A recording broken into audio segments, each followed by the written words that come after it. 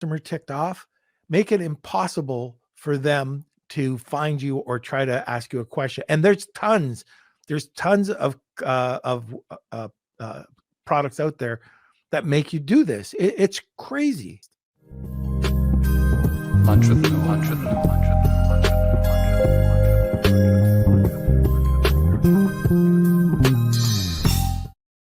Hey everyone, this is Norm Farrar, aka the Beard Guy here, and welcome to another Lunch with Norm, the e-commerce and Amazon FBA podcast.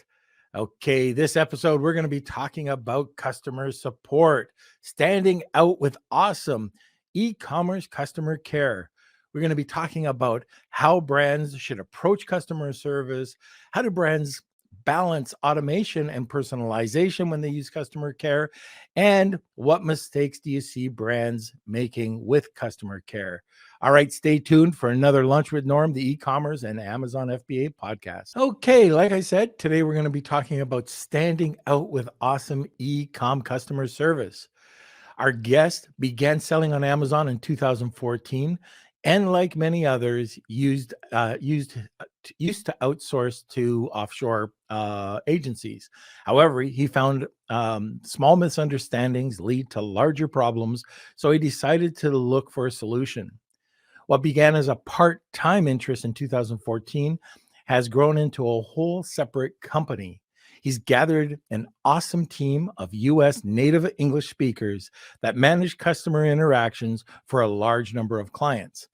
He manages Walmart, ClickFunnels, and eBay clients, and I am talking about Greg Reynolds of Zon Support. So we'll get to him in a second, but first, let's have a word from our sponsor. I want to give a quick shout out to an incredible group of sponsors to help keep this podcast running.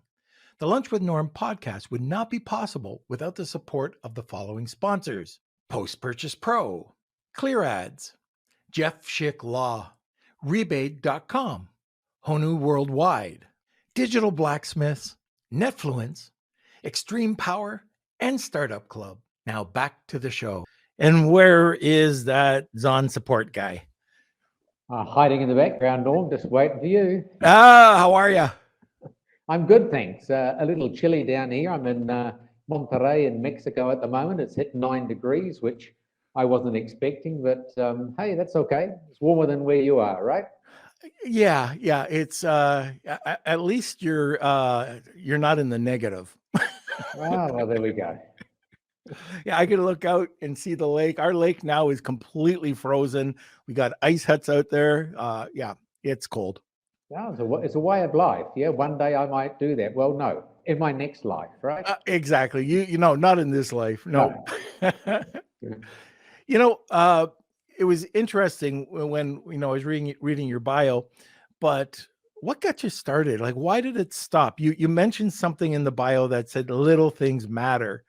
And how did this whole concept come together? Well, basically what happened is in 2014, it was really easy to get going on Amazon. You Right. could buy anything, you could basically act as a reseller and sit in the middle. And so, things go really well, but then if there's a little niggle with your product, and we'd outsourced all of our customer care, we were really, living the dream, so to speak. Sometimes if you get a niggly customer, and even back then, you get a low star review because something wasn't quite right. And it was quite unfortunate because the team that we had done really well, but they kind of just lost the plot and sent a template reply that was really just wrong. And that really upset somebody. And then somebody else weighed on their review. Then somebody else came in behind. Mm-hmm. So, we went out and bought, some reviews as you could back then in those days. It was all legitimate, through one of the agencies. But, we'd gone from having, just a pile of great reviews to having these little ones, which we pushed down. But we just lost momentum, Norm, It really knocked the shine off it. And then, at the same time, other competitors came in because they saw the niche we were in was quite easy to get into. And we just never recovered really from that spot of really having everything flowing in the background sort of thing. And it got to the point, there's not to take up the whole podcast, but there's a few other examples of things going wrong and low star reviews. And we're like, well, they've lost the plot. They just don't get it. So we took it all back in-house to manage and bring it back, sort of thing. And I don't mind doing customer service. It's, I've got a background in that from 100 years ago. So I got into that. And then I got a bit busier with it. And a neighbour of ours at the time was chatting to her at the letterbox, and she'd taken early retirement. And she was out of a call centre. So I got her into help, and she set up SOPs. I'll talk about those later, and other things. Then a buddy of mine, his business took off. He said, look, can you help me with mine? And his brother sold an engineering works, got into selling, and it took off. And then all of a sudden, we just had a business there. So to be honest, what we did is we let the business just wind itself down, our e-com business, because we couldn't do both, and just focusing on the customer service. Very cool. So it's just a niche that you're not doing managed. You're not. Or is it specifically customer service now, or is there more? No, look, that's our wheelhouse, Norm. We've dabbled in the past and some other things, but we don't have a natural fit. Our team are all Americanos, right? So living lives with everybody else, seeing stuff that goes on, which I think does make a core difference in customer service. When you're a local talking to a local, you kind of know what's going on. If you're down in New Zealand at the moment, as an example, there's been massive floods and the international airport was even closed. So I just got back from there. Again, if you're in the US and that there's blizzards or different things coming through, and you're chatting to people, online, it's all email, you kind of know what's going on, so you can throw in some empathy and some understanding. So that kind of is the speciality, if you like, of my team as well. So we did a little bit of listing work and everything else, but I prefer to working with partners who are kind of expert in that area, and just keep our wheelhouse in customer service, Amazon, Walmart, Shopify, ClickFunnels, and an Etsy account, believe it or not. No, I like that. I like when you have an expertise in something, and like you say, it's your wheelhouse. So anyways, before I forget, I'm just going to go down another rabbit hole just quickly, because I think this is really important, and a lot of our listeners are trying to find other places to source from. So you do have another company, and I want to make sure, because it's not on the list to talk to you about today, but let's talk about your other company for a second. And is it Sourcing Mexico? Is that what it is? No, look, I wish it was. It'd be a good one. I'm Mexican sourcing, not Mexico sourcing, because some other bastard some other person had got that already. Oops. I'm Mexican sourcing. Okay, very good.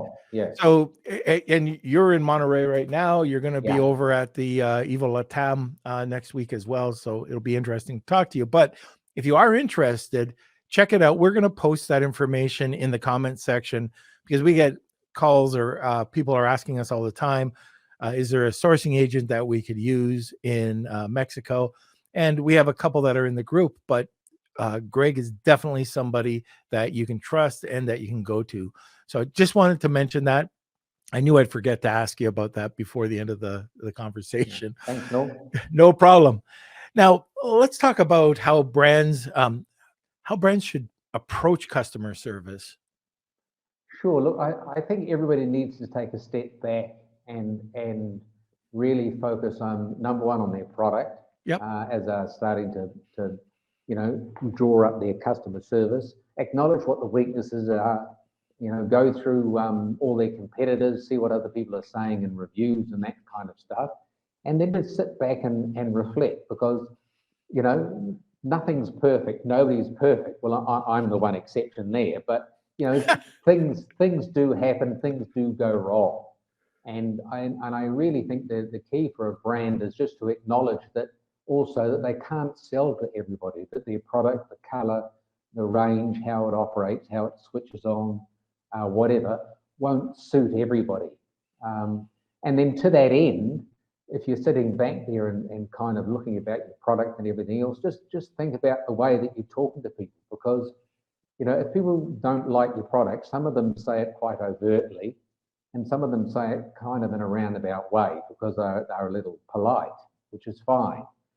But then you find that people think they have to keep batting back and try and persuade people, and it's just fine. You've decided that you don't like the remote, and for whatever reason, let it end. So what I say to people, let customers off the hook. If they say they don't like something and they want to return something, then let it happen. Because at the end of the day, Amazon has trained people over generations now. They have absolutely no responsibility of whatever they buy. To buy 5 colours, to look at them and send 4 colours back. To fill up their garages with stuff that they don't want. So most Americanos' cars parked on the street, okay? And that's fine, okay? We're in a consumer society.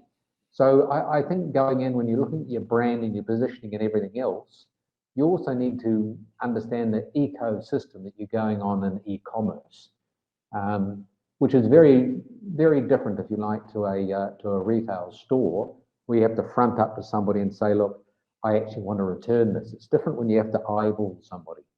Yeah. Yeah, I get it. And like for the listeners, if you've had, well, first of all, if you're doing your own customer service, let us know, and let us know some interesting experiences you might have had with that. And if you've had some nightmares, let us know. If you've outsourced it, what are your experiences there? So let's talk about with customer care today. So listeners, if you have questions or or comments, just throw them in the comments section. Now, I've got to tell you, I had a 1-star review come through for some soap that I made, and the 1-star review was because they didn't like the shade of green the soap was. Yeah. And like, it's so ridiculous. I had another one with Dead Sea Mud soap that it turned their, like when they were using their face cloth, that it was black. Well, yeah, it is, but just rinse it. It's just stupid 1-star. And then you see it, and then they get voted up by somebody as ridiculous. But some of the stuff like that, especially the green hue, which was, and somebody, this was a bunch of people came back and just laid into this lady. I didn't have to do anything. The customers were just, how stupid is this? You're actually going to give it a 1-star review. But customer service, even in that case, was important. We did reach out to that customer. We did say, hey, look, if you didn't like the shade of green, we have other scents that you can choose from, including something that is completely just regular, like no color added soap. But this is what I like about a service like yours. Like you said, if Steve in India is, and you ask them about, the blizzard in Toronto, they're not going to know about that, and, so, and right away. But I think local and call centers overseas are definitely, like in the Philippines, I know lots of different call centers over there, and they serve their purpose. But for what you're doing with sort of a unique blend of customers, I think it's absolutely perfect for Amazon sellers. And based on that uniqueness, let's move on to the next question.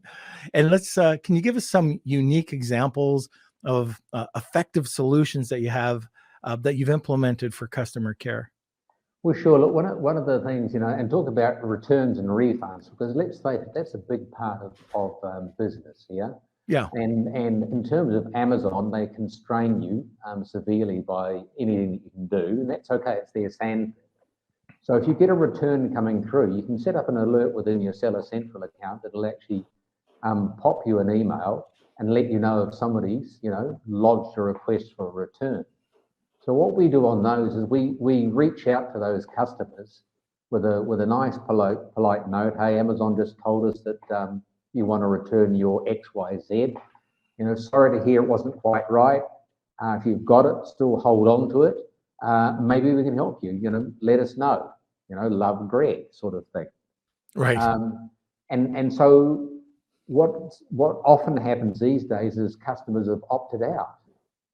But Amazon gives you a couple of options there. Yeah, you can send them a courtesy refund offer, which I smile about because they've already applied for a refund and they're going to get it. And if you do that, customers need to reply. Okay, and when they reply, even if they've opted out of messages, then they've opened up the channel of comms, the comms channel. So then you can get a conversation going with this person. Does it make sense? Yeah, absolutely. And it's a very low percentage of people that that will actually then, when they send the Amazon bot just sends one revert word back. It's either you offer a replacement, sorry, or would you prefer a refund? So the Amazon bot will just put replace, or will put refund. But you can still reply to that and try to get some sort of engagement going. And this is where it comes down to having Americanos on the team. Because depending on the product or whatever else is depending on the comment we're going to make back, just to try and get them to talk. Because at the end of the day, our clients are just, for goodness sake, stop any return that you can. Because all it's going to do is going to ping my metrics. It's unaffordable for me to get the product out and change it around and send it back in and resell it. It's a loss on every possible level.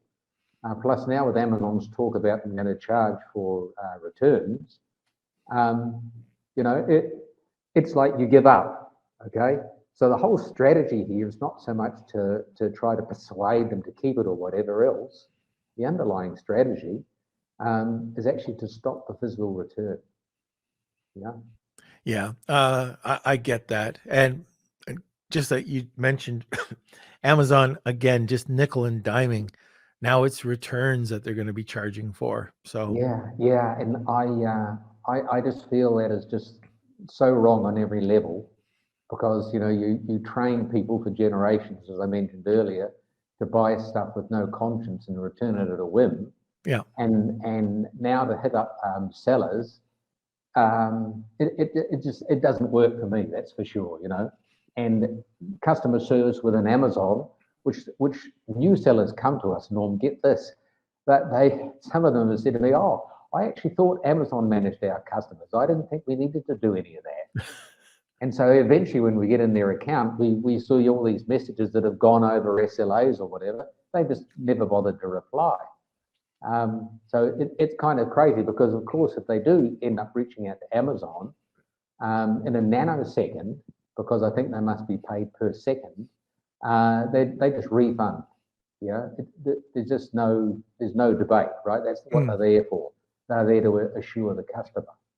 The other thing to talk about on returns, and it sounds like we're a returns company, not a customer service company, is when you're looking through the reasons that people tick the box, and it just annoys me like hell, is they'll tick, you know, not as described, and I'm like, you know, it's white and it's grey and it is a remote, or they'll tick, you know, other things that didn't operate properly, and it was a bar of soap. So how did it operate?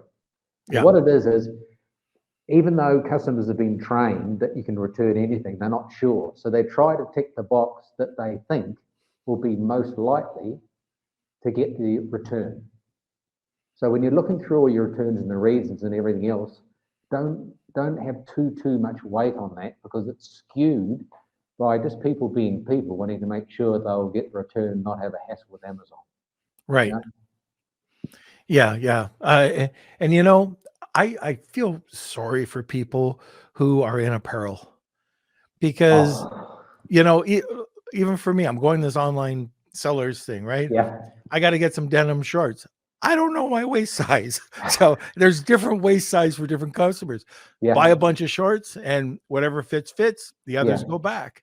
Yeah. It's just the reality, and you know, with the greatest respect to the woman on the call, you know, a size 9 and a size 10 and a size 12, especially because a lot of products do come out of Asia, you know, they are small sizes. Yeah. Yeah. If you Yeah. think you're a 9 and you try and get into a 9, you're going to be disappointed. It doesn't matter what I say to these apparel customers. Right, they're on the small side. Okay, So So, last year but at Evil we ordered shirts. Kelsey, you were there. So we all ordered shirts for the team, and so I got a double X.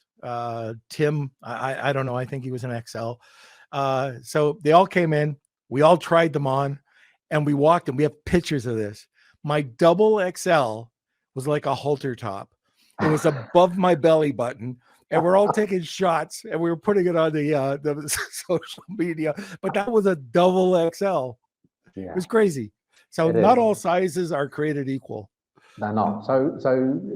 And shoes. Oh my gosh, Oh yeah. shoes.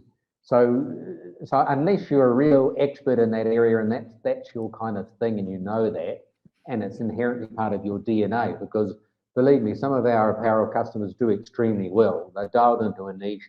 They know how it works, and they're bang, bang, bang. But they've been on that game for many years. But if you're new looking in, I definitely don't believe that's an opportunity for you. Right. And the other interesting point that you brought up was about the balance between automation and personalization and customer care. Can you talk a bit about that as well? Sure. Look, there's two ways of this. Amazon is a very manual process. Basically, anytime you can get to talk to a customer, you try to maneuver your way around and do it. The customers that we have that we run on Shopify, some of them are large, and so we plug into a CRM system to help us. And so and just like with Amazon, if people go through to Amazon and ask about their order, then Amazon's bots will give them the detail where it's coming from and everything else. For our Shopify clients, pardon me, the larger ones, we've got them plugged into a CRM, which will pick up the keywords of what they're looking for, and we'll simply send them out the details that they're looking for. Okay, it's about a delivery. So deliveries are one thing. Where customer service, and I'm a great believer in automation helping on that delivery side of things, because number one, it's cost, and number two, and with deference to all the offshore people, I don't want to know your life story and everything else, and down the bottom say your delivery's due on the 20th. Okay, just put up the front, your delivery's on the 20th, because asked and answered is a thing. People ask a question, you answer. So there's times to be a little verbose and wordy and more explanatory, and there's times to punch me through. I'm on my phone. Yep. Where is it, sort of thing. So I'm a great believer in automation on that kind of level. Where I'm less keen on automation, and where AI is coming in, is trying to intersect and take out words when customers are writing in about an inquiry. Yeah. So that, I believe, is remains an opportunity for us humans who are still on the planet, and we believe we're still running it, to interact. And Shopify is a great platform, because of course you can say anything to the customers, and they'll talk back to you in real time. Whereas on Amazon, we'd never put the word star in a message. We never put the word review in a message, because these are all going to be caught up by bots, and they'll be flagged, and we're always scared one of these bots won't have had their oil topped up or whatever they drive on, and will have a moment and then shut down the client's account. Yeah. Yeah. And so you do need to understand that on Amazon, your customer service is quite constrained. So you need to be a lot more structured on Amazon, I believe, whereas you can kind of be more fluid on Shopify. So what do I mean by structured? Let me divert us down another rabbit hole at the moment. They're called SOPs, standard operating procedures. Now everybody gets a brain fade, but it's quite simple. It is, when this happens, do that. Mm-hmm. So many years ago, I got my driving license. So you sit in the car, and when you're first learning how to drive, the rule back then was, well, if you're going to pull away from the curb, first you put your indicator on, then you look in the mirror to make sure it's clear, then you turn the wheel to the right, and then you slowly move out into the traffic. Well, I don't think many people do that these days. They just seem to dart out in front of me, but for whatever reason. But that's a classic SOP. There's a whole lot of things that you learn there, which then later in life you just do automatically. But it's a process. And so what I say to brands who are coming on with us, and I alluded to it before, let's have a warts and all conversation. What's bad about it? What doesn't work? What are the most common niggles? Let's identify all of them and work out exactly what are we going to do if that situation arises, right? So somebody comes back to us and they didn't like the color of white, okay? Now, we may already know people are going to comment about a color, or if not, then the structure still works. So you need to have decided in advance, what am I going to do if somebody says they don't like the color? Because the whole thing behind customer service is to take all the emotion out of it. Because, 7 o'clock on a Friday morning, I'm checking my emails and somebody doesn't like the color. I'm like, seriously? Are you ready? Bang. And it's just not the thing to do, right? Yeah. So what we do is we have a SOP, we have a core message, the meat and the sandwich, if you will. And that is to say what the solution is, what we're going to do if you didn't like the color. And then what we do is we dress that up. And our team, depending on the message that's come in, they're reading between the line, the tone, the angle, is it short, is it angry, is it this or is it that? So there's an opening sentence they'll put in there, sorry to hear that or whatever it is. Then into the meat and the sandwich, which really cuts it down and says, this is what the clients agree that we're going to do in these situations. And then you close with something positive. And my absolute favorite, and everybody must copy this and pay me, it's, we're here 7 days a week, so promise you a quick reply. Because if there's one thing, if you talk to customers that they fear, number one, are they going to get an answer, right? And number two, is it going to be helpful? So as soon as they reach out, you want to make sure you're empathetic with them. You acknowledge what their problem is. No, sorry to hear, or if it's a very formal message that somebody's written and you can see they're that kind of person, I am so sorry to hear. You just alter your little language in the start to draw them in. The message we wordsmith so it's positive, but it says what will happen, and then close on something positive, and that's a good, finish off if you need one, sort of thing. Yeah. Yeah. I get that. And I have my Gmail set for a 30-second timer, because if somebody comes in and starts screaming at me on an email about the color of white, it's like you said, you just want to jump on and go, are you? And you hold back. Yeah. And, in my younger years, I think I sent out a few of these things. Yeah. And then you're trying to go, how can I bring it back? How can I bring it back? So I've got the 30-second timer, and also the SOP is perfect. That way you're consistent.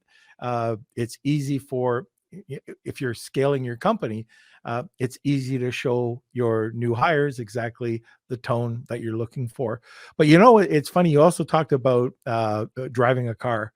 So more than 45 years ago, okay, so I took Young Drivers of Canada, mirror, signal, blind spot, gas. They've got that ingrained into my head. That's their SOP: mirror, signal, blind spot, gas. And I still remember that driving instructor drilling it into my head. Yeah. And our whole life is driven this way.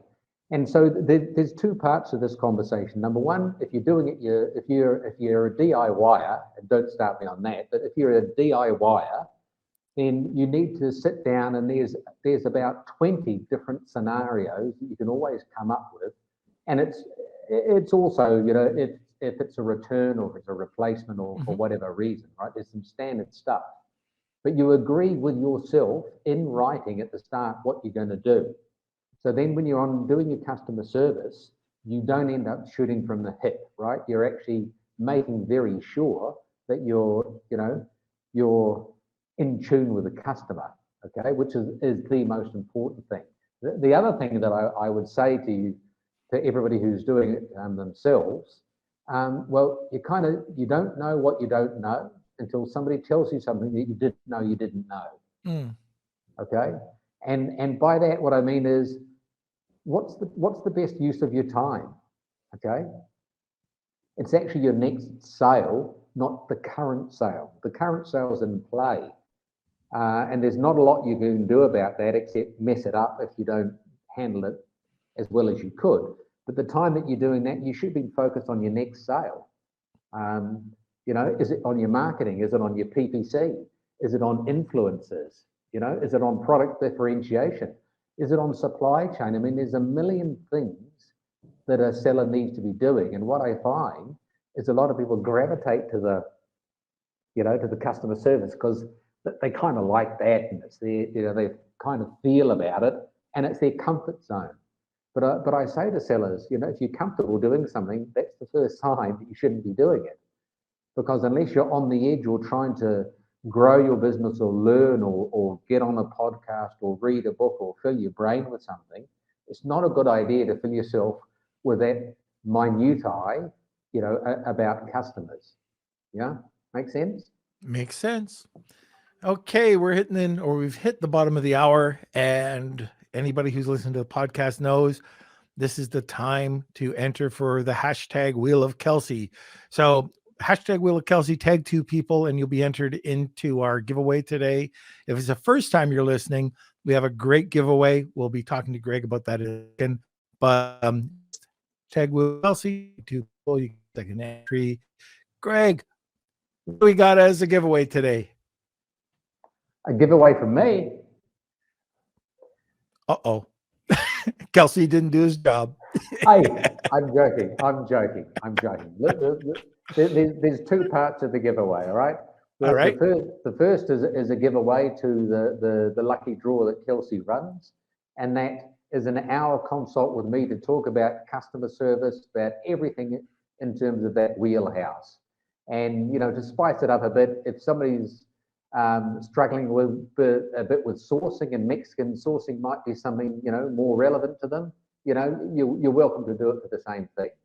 The second part of the giveaway is www.zonsport.com/norm, NORM. Now, everybody knows you, Norm. You're famous worldwide, so you're the only Norm on the planet as far as I know. So if anybody wants to click through on that link, what it offers is, as and when you sign up, we're ready when you're ready. Anybody who signs up will get $100 off their first invoice, and we'll also send out our product insert guide, our latest update to that. Very good. Perfect. All right. So if you are interested in the prize today, hashtag Wheel of Kelsey, tag 2 people, you'll get a second entry. Already seeing people coming through for that. And Kelsey, can we have a word from our sponsor, please? Launching products isn't like it used to be. To successfully launch your product, you need to hit that algorithm from all sides. Driving external sales, boosting social signals, and increasing product listing engagement are fundamental to success. Rebate is the first and only launch platform that delivers across this broad range. Get your product featured on Amazon.live through Rebate's influencer program. With this service, your product gets instant exposure to large audiences of shoppers and permanent placement on Amazon Influencer Storefront, which drives perpetual sales. Run a sweepstakes campaign on Rebate and connect with shoppers off Amazon. And lastly, drive external sales with tried and true deals campaigns. Visit rebate.com today and get started with your 14-day free trial. Okay, so now I want to talk a bit about multi-channel and what's very difficult for many sellers, and that is you've got all these customer inquiries coming in for support, and they're coming in from email, chat, multiple social media accounts. How do you control all of that? Look, there's a multitude of channels, and part of our overall structure limits to the amount of things that we can do. For example, we can't easily plug into people who are on social media for chat to give in that immediate response and that sort of thing. That needs a business which basically has a whole team of people downtown, ready for any tickets, anything that comes through on a whole range of products and inquiries. Our wheelhouse is email. Might sound awfully old-fashioned, but if anybody is typing, that is when that comes to us. So Shopify, we get all the messages forwarded to us. Walmart are forwarded to us. Amazon, we get alerts, but we're in the Amazon accounts twice a day because we look at a range of other things with Amazon. Etsy, etc. We all get a feed that comes in. We give all of our clients a unique email address that they're sending everything through to, and so their account manager, or if they're away, their support manager, because all of our clients have an account manager who's the expert and manages their account, and a support manager who looks after things when people have a day off or they're away or whatever. And so that comes through to this one area that these two people are managing. And we get the crossover there because questions that we've seen on Shopify, we get that kind of thing on Amazon, we see it, we kind of know what it's about, and then we see a bit of a trend, and then we'll drop a note back to a client and say, hey, look, we've noticed, this shade of green really is not working. Who chose it, right? It's the wrong shade of green. So that's how we manage that side of things. Some of our clients have got onto an 0800 or a 1-800 phone number, and they rapidly got off it because they got a lot of grandmas and other people who were just ringing in for a chat and were a bit lonely, which I think is kind of quite sad in a way.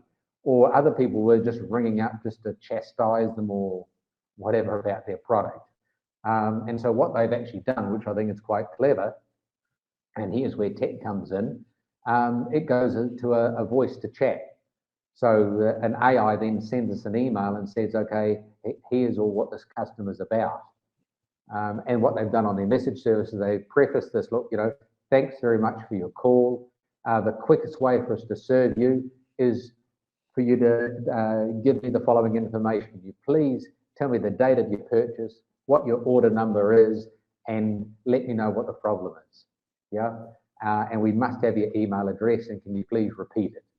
And so basically, with that then converts, if you like, to email, and then we manage it accordingly.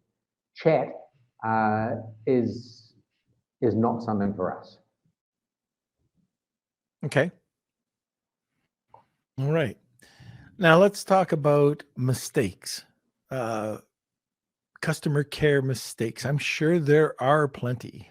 Well, look, I've covered quite a bit in terms of mistakes, and it's how you're interacting and dealing with customers. But if we take this to the next level, what I want to kind of talk about is customer pathways. Customer service is always about creating various ways customers can get in touch with you. Now, because of the pandemic, which really, ruined my life for a little while because I travel so much and I couldn't, the QR code suddenly became famous. It's in use everywhere. Even here in Mexico, you go into a restaurant and there's a QR code, and so they've come into a great resurgence. But that said, there's a lot of people who really aren't into QR codes or will do it in a restaurant if they have to. But anywhere else, they're not inclined to. So what I'm saying to people is, if you're looking at your product inserts, your packaging or whatever, we're easy to contact. You put a QR code, for heaven's sake, down below, put an email address for those who aren't into a QR code or don't want to do it instantly on their phone. They want to do it on their PC or their Mac or whatever. So customer pathways, for me, are in 4 distinct ways. It doesn't matter which platform you're on. The first thing is in your listing. It's in your images and your infographics. And we all know if you don't have infographics, these days you've got rocks in your head because so many people relate to images. But you must also have that in your listing because a lot of people aren't going to scroll all the images or if they see the infographic, they're like, oh, I don't look at those things, right? Words are what makes sense to me. I'm a bit of a wordy guy. So you make sure that even if you've got it in your infographic, you've got the dimensions listed out in your listing. And in particular, you've also got it down in your product description. Because if you're on mobile, it's going to pull up your product description, right? So it's okay on your listing to be repetitive. And so there's a subset of 3 customer pathways there, if you like. Number 1 is with the images.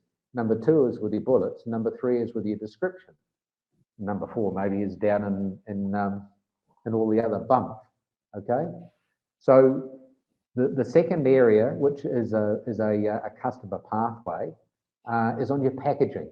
Now I see so much packaging that looks really great, but it just misses the point. And I'm not traveling with any examples with me at the moment, but if you look at a Nike or those sort of sellers, they always have a customer service email there. There's always a pathway. Yes, some of them have a QR code. All of them have a website. So let me just talk about the email at the moment. The email you want to have is hello@gregsbusiness.com. You don't want sales, no. You don't want info, no. You don't want problems. You know, hello is such a neutral word.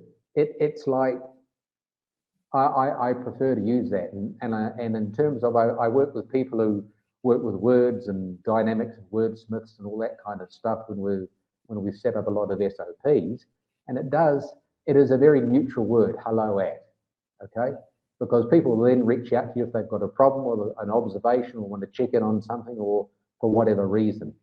The third pathway is you must have a brand website. You must have gregsproduct.com sitting up on the web. It's so easy to do, costs you nothing virtually, even if you want to do it yourself. Mm-hmm. You're going to grab your images off your Shopify or Amazon listing or wherever they are. You've got all the words already. And then right up front and center, it's, we're easy to contact, hello at, QR code or whatever it is, because some people will just go search. Right? They can't be bothered with customer service or anything. They just jump on Google, do a search, find it, and on that search, on that listing, on your website, you can have anything you like. Right? There's no Amazon there saying you can't do this and you can't do that. So you can have your product, the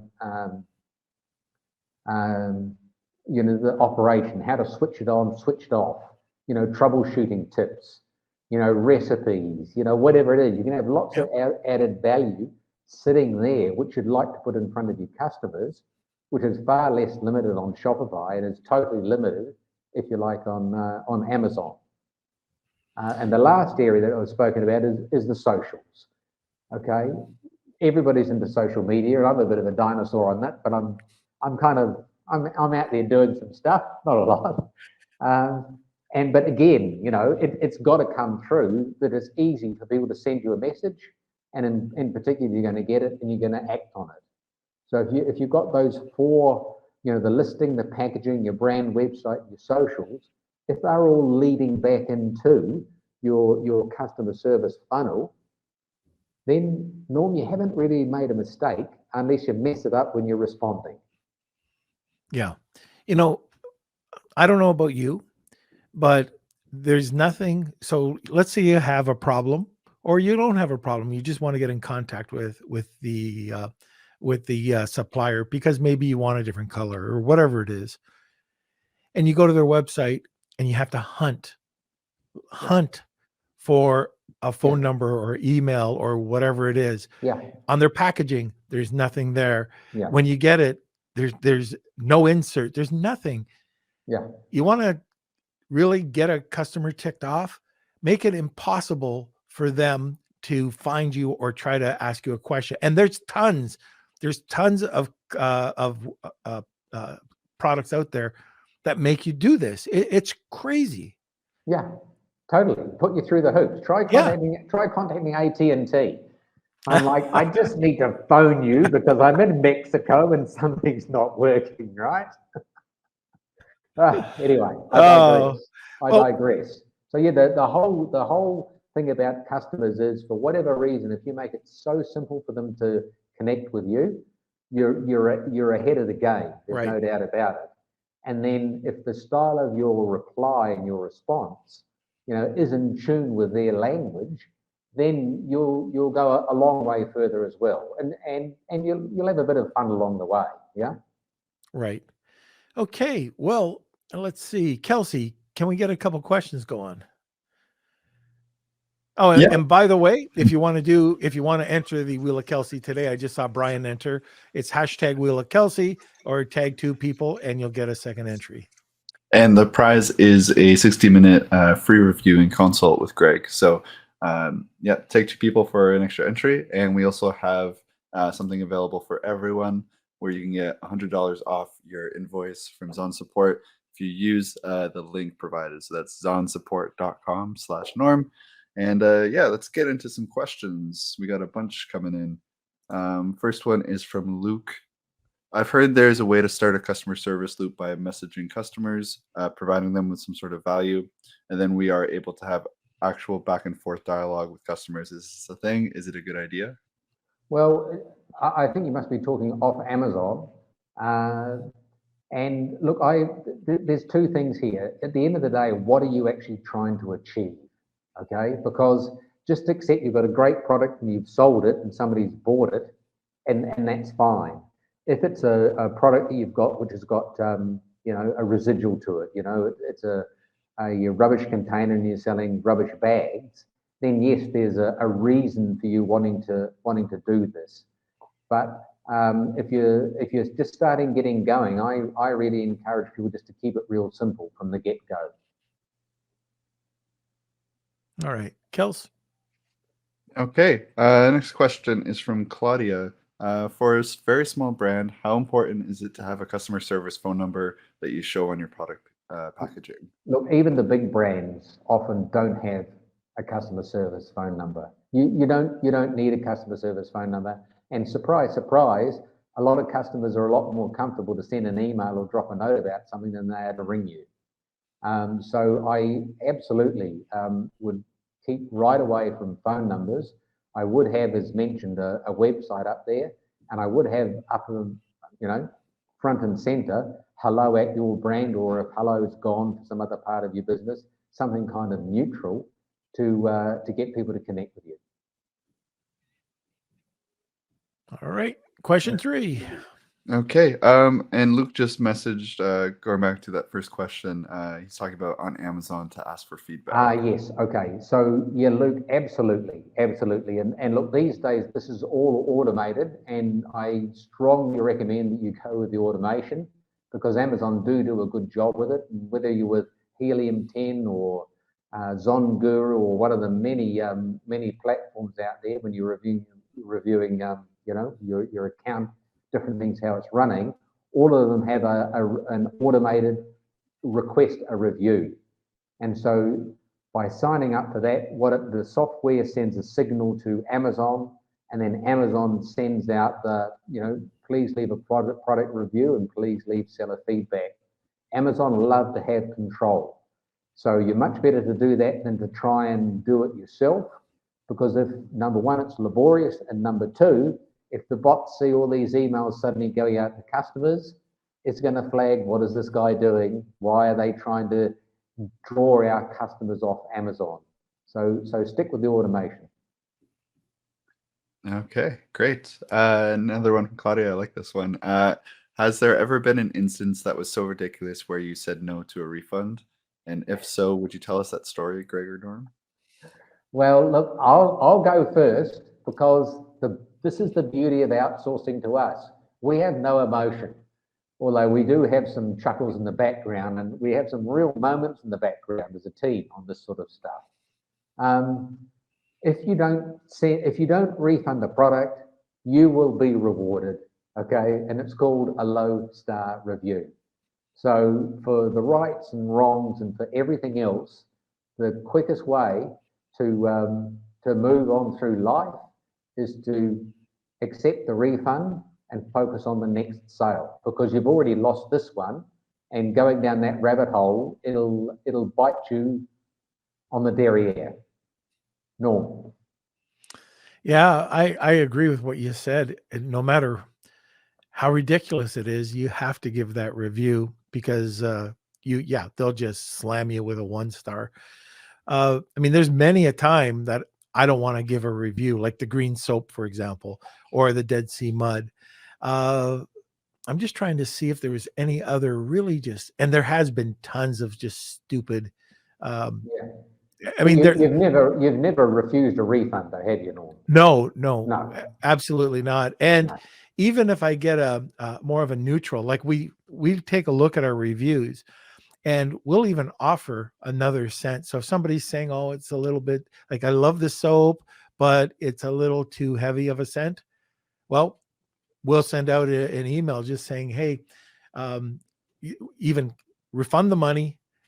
Here's a few choices that you can go to Amazon and pick that might be a lighter scent for you," or something like that. Or if it's on our Shopify store, we want to make sure that we're customer centric. And if they have neutral, even 2 stars, the 1 stars usually go way overboard. Like they're just, they got a problem. They had a bad day. They'll never be happy. They'll never be happy in most cases. But the 2, 3 stars are the ones that I like to really pay attention to and make sure that they're happy. Yeah, and can I just drop in a comment there, Norm? When customers write in, some of them, we call them keyboard warriors. They write in a really rude, abrupt, pointed message. Basically, they're unhappy.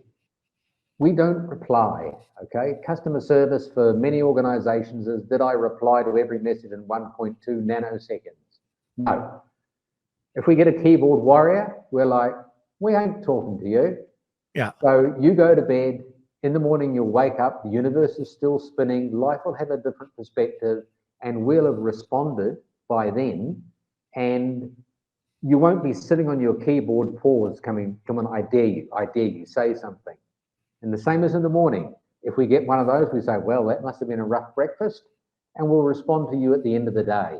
Always on Amazon, within 12 hours, and 24 is the cutoff, which for many clients coming on initially, they're really a bit scared about it. But I said, look, the KPI is 24. If people are really aggravated, we respond in 12.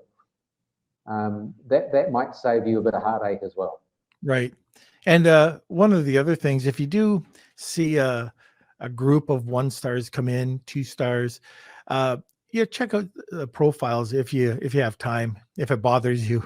What we found on this one, so we found this one person coming in, and it was a very technical review, and it went into the molecular structure of soap and why this was bad soap. And I'm going, what the heck?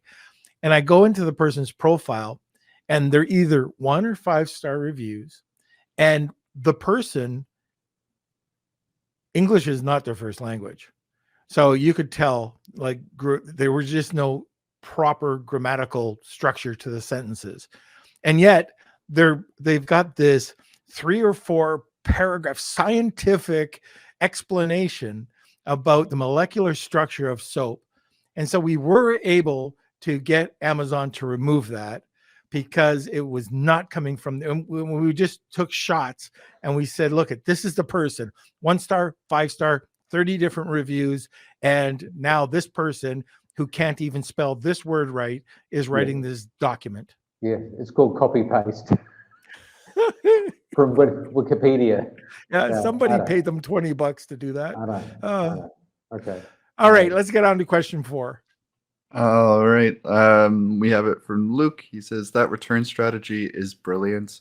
How do you activate that setting? Yeah, I was thinking that as I was telling you about it. It's a long time since I've been and done a setup in the background in Amazon. I believe it's in your return settings. Shivers. Look, sitting here, how do I get this message to Luke later? Oh, we'll get you that information. Okay. The simple way is to join our group, Greg. Okay. Here you go. The simple way. Hint, hint, nudge, nudge. Have I ever got an invitation to join your group? No. Oh, Kelsey, do your job. That's on me. Okay, I'll join the group and reply on that. It'd be my pleasure. All right. Alrighty. All right. Fantastic. Okay, and our last question.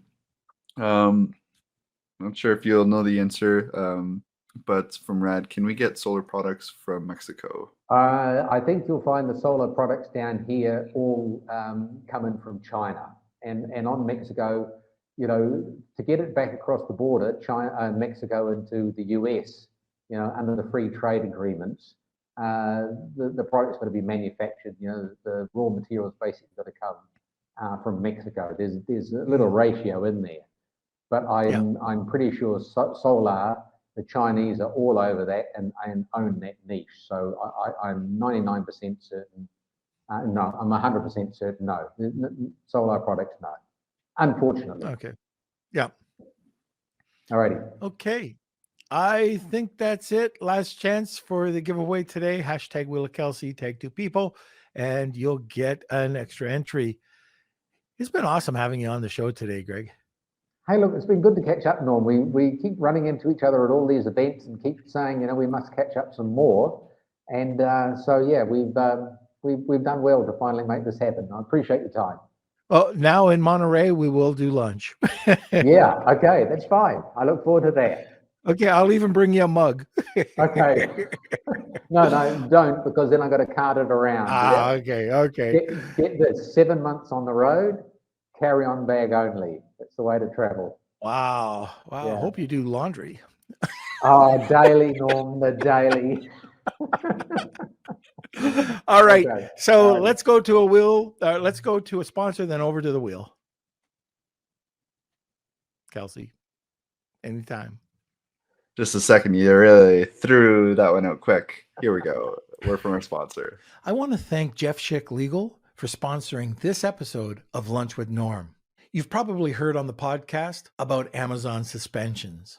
They're very real. It can happen at any time. And when it does happen, how do you get out of it?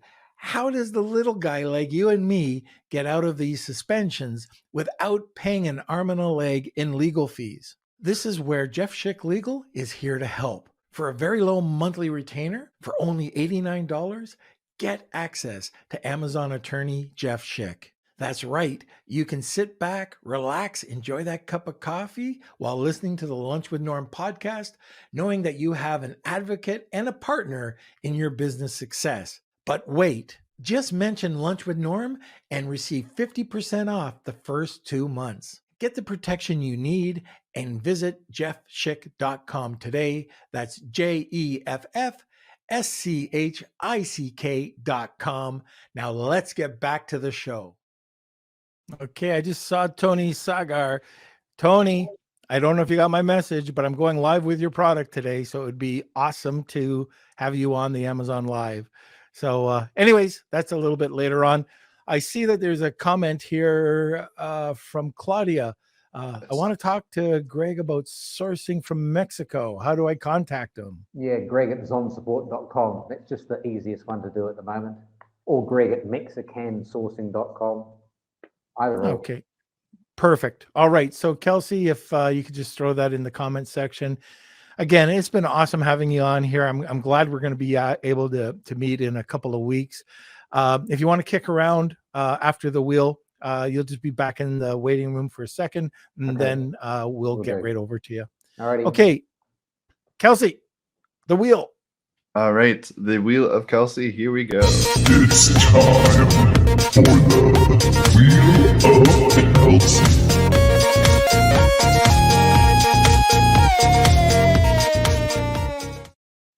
All right, anytime. Oh, by the way, Tony's asking what time. What time are we having the Amazon Live today? That is up to you. When are you going live? I'll hit you up after this, Tony. I think it was at 4 or something like that. But anyways, I'll message you. All right. All right. So thank you everyone for entering today's Wheel of Kelsey. I'll shuffle these up. Lots of people today. Yeah.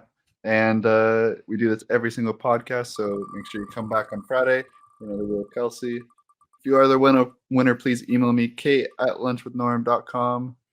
Oh, look at that. She snuck in at the very last minute and she won it. All right, Marsha. All right, congratulations, Marsha. You know what to do. Just email me, kate@lunchwithnorm.com, and we'll connect you with Greg. Congrats, everyone, and make sure you guys sign up at Zon Support to get $100 off. Just use the code or use the link zonsupport.com/norm. All right. All right. See you later, Greg. Thanks again for coming on, and we'll talk to you soon. Ciao. All right. See you.